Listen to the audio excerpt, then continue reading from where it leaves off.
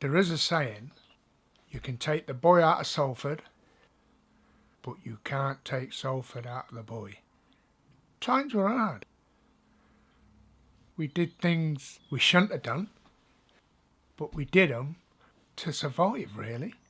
Don't forget, there was no real home life. You were just on your own. But I certainly don't regret any of the things I done, because I done them for a purpose.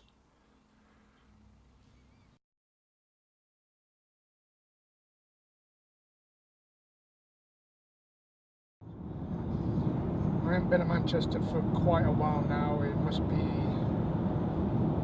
30 years. Quite a while. Things have changed a lot since I was there. Bred and born in Salford, you never forget it. You just can't forget it. It's part of your life. But if you haven't been fetched up there, then it's a strange place. People can't understand why you want to go there, but it's just that pulling you back.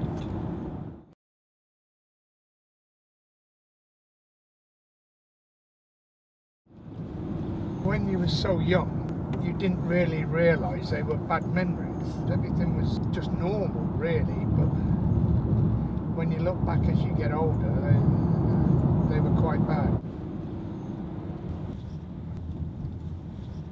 It's still there. You never forget it. It exists in your mind. You know, I can remember things, what I did at 6 years of age. It's nice to be back in Manchester, but you don't feel any emotional until you actually go over this bridge. Because once you cross over this bridge, you're into Salford.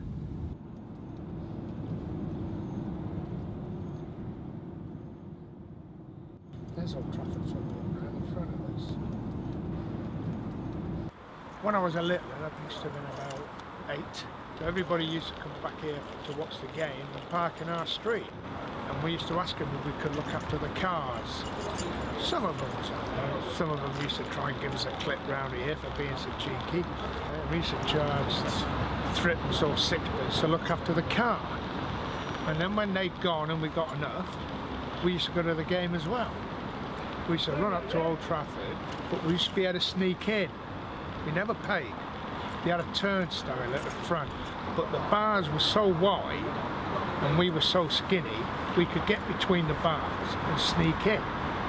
But we always had to be back before the end of the game to collect our money. We used to get in and we'd be right at the back. There was no seats, everybody was standing.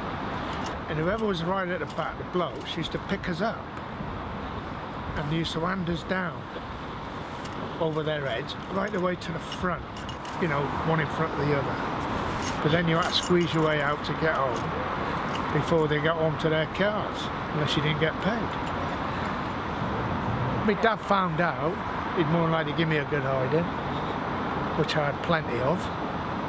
We were just out all day. We get up in the morning and go out and not go back till night. And that's the way it was. We never asked any questions. When we got home, my dad wasn't there anyway. He was at the pub. It's changed so much. Changed so much.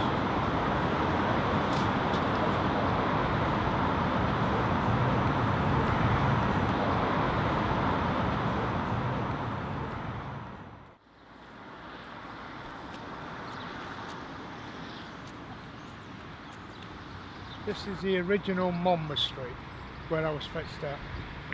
My house was just over there. You can't visually. I mean, it used to be all back-to-back houses. I can't name how many houses was here. They were just all streets, all the way through. A real community.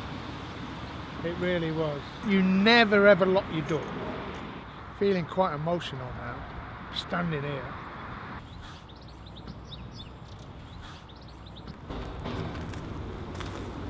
There used to be a little paper shop here, and it was on stilts. And we We used to come down here on a Sunday. We used to be able to go up here, get between the shop and the bridge, and we used to be able to get into the shop. So it was very flimsy. It was always a Sunday because it was always closed on a Sunday. Nobody about. I know it was wrong, but that was the only way we used to be able to get some sweets.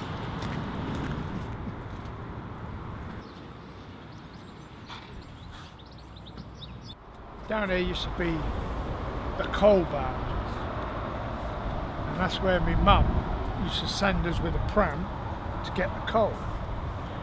Me and my sister Maureen used to come down here, go on the barges, get the coal, and then push it all the way back to Monmouth Street.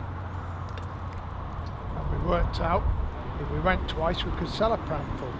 So we used to drop one off at home, come back, get another one, knock on some doors around our streets and see if they wanted to buy the coal.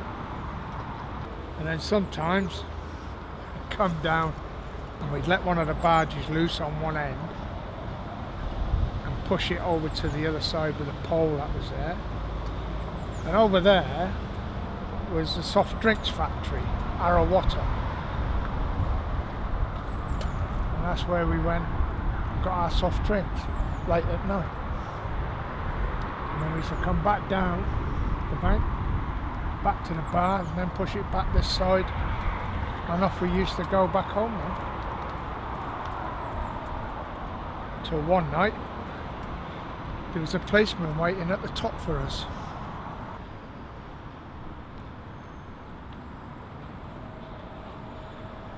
This is the doorway where the policeman stopped us with the coal. He asked us where we got the coal from. We said we'd been dredging down on the cut on the canal, and he looked at the coal. Now he said, "You don't dredge dry coal," and he rang for a police car to come and take us down to the police station. Well, we'd been over the mineral factory, the soft drinks factory, to get our soft drinks and all. And we'd ended up with pocketfuls of bottle openers, believe it or not. I don't know why.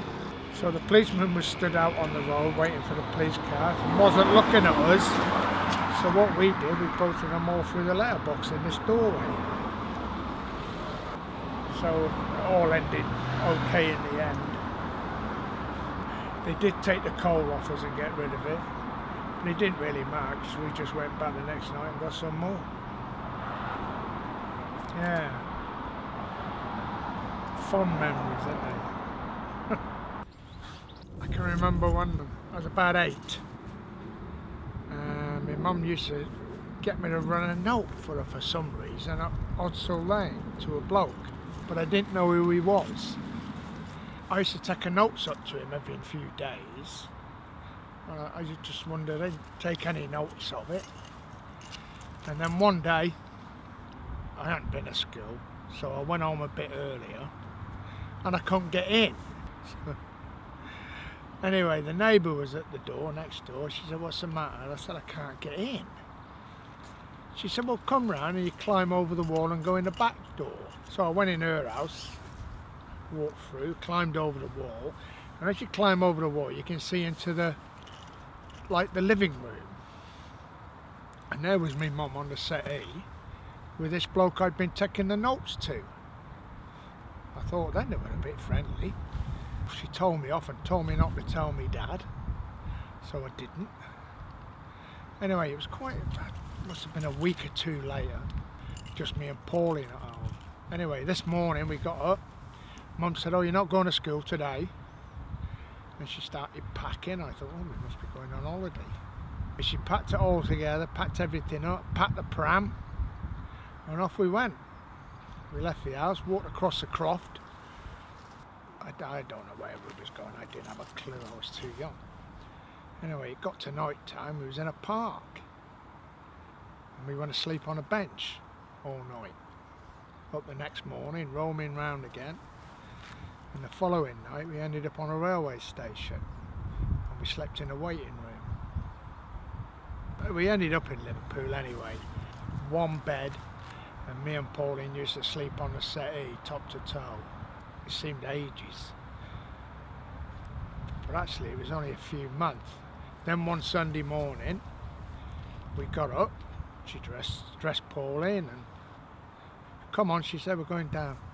And the four of us went to the coach station. Coach pulled up. I thought we were all going home. And Mum put us on the coach in Liverpool and told the coach driver to drop us at Trafford Bar.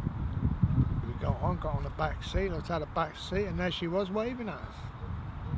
And we was on the way home. And that was it. I never seen my mum again for about 3 years. Anyway, my dad was in, and he greeted us.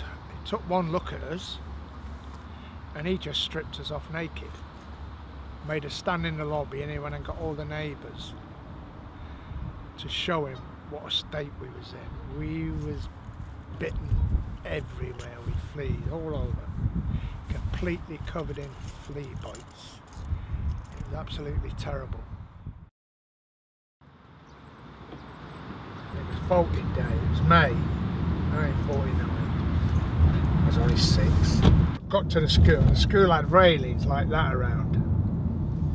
And they had the boards up to say vote for whoever. And of course we wanted to climb up and have a look in. So I climbed up and the board slipped. And I went down on the spike.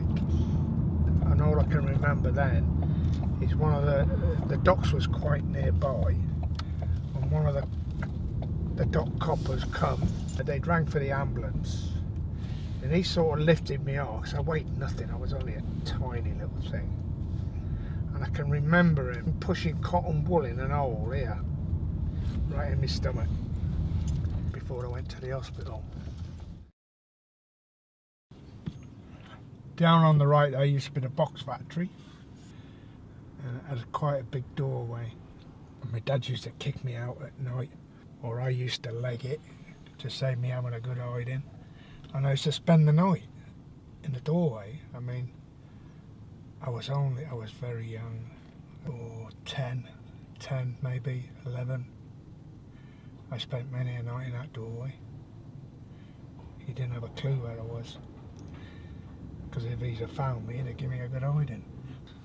Bloody freezing. It was freezing. But then, that was it.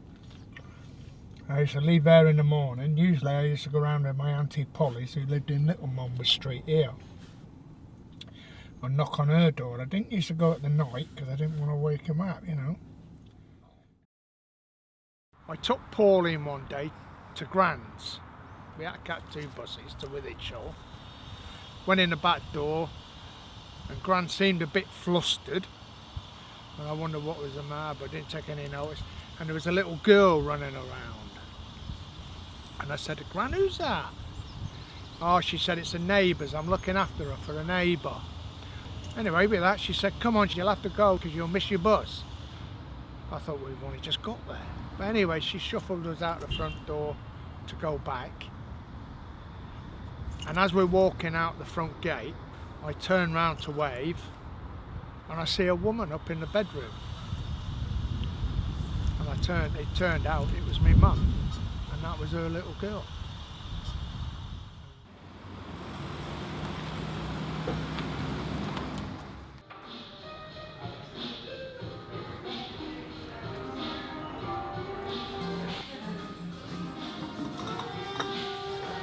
You didn't get anything for Christmas.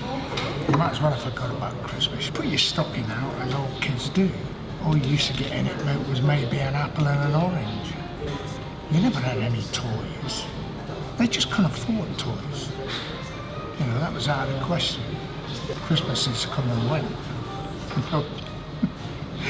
You didn't know much about them. I can't even remember my birthdays.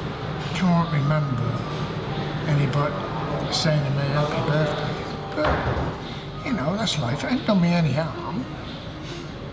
One friend I lost under the bridge, on the Trafford Bridge. He'd gone chasing the pigeons. We used to go trying to get the pigeon eggs and whatnot, and he fell in the canal. We didn't find him till about 3 or 4 days later. about half a mile down the canal. Yeah. I got into a spot of bother and I had to go to court. My dad turned up at court the first time, and me and Alfie, my cousin, we got sent to a remand centre out near Liverpool for 2 weeks for assessment. I go back to court and my dad was there again, and the judge was asking my dad 1 or 2 questions, and my dad just turned straight round to him and said, I can't handle him, just send him away. Because of what my dad had said, I got put away. About 3 years. I was 15 at the Christmas and they let me out after that. I honestly think that was one of the best things ever happened to me. I was getting 3 meals a day, a clean bed, and I was having a bit of schooling. It's something I'd never had before. I mean, when we lived in Salford, you never had blankets on the bed, you just had army coats. I resent both of them, really. And, yeah. It was a bit of shit, I mean. Even at that age. I went to the school in Wales, and I was there for near enough 3 years. And in the 3 years, I didn't have a visitor until the headmaster come to see me and said, you've got a visitor, Ken. I said, oh, yes, your mother's coming to see you. And I thought, oh, mother, I wonder who that could be. It rolled round to the Sunday, and the headmaster come and call me again. He said, your visitor's here. And he walked me to the main hallway and he said, here's your mother. And I looked at her, and I hadn't seen her for nearly 7, 8 years. I just didn't recognise her. She was completely different to what I remember. It didn't seem like me mum, but it took me a long time to get used to the idea that she'd come back in my life, really. I think she was a little bit, I can't think of a word, really. Maybe a little bit ashamed. It struck me that way. And then she said to me, you'd be better off coming down to Oxford to live. She was still with the bloke. I never did get on with him. But anyway, I said, well, all right, I wasn't doing too good in Manchester, in trouble all the time. So I said, all right, I'll come down. It made me more determined. I love my family, I really do. And I think that's one of the reasons why, because I never had it. My eldest sister, Maureen, was more a mum to me than my mum had ever been. Right then, here we are, on our way home, done Salford. Get home and see Jan. I bet she's missed me. She won't admit it, but she will have. But I gotta admit, Salford now to me is a distant memory. I was glad to get away, really, and get back home. When I came down here, I was 17. Excited, I suppose. It was a new adventure. Just at home now, we're going to back in the drive, and we're going to see the love of my life.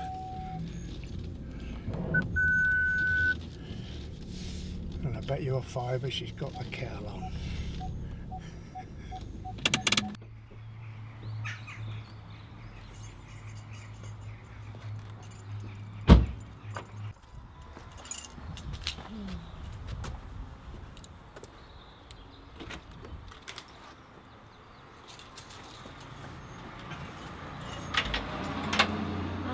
Well, babe.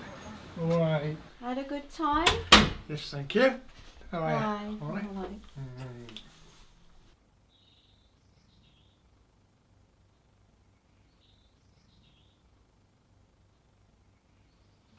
We met at the youth club.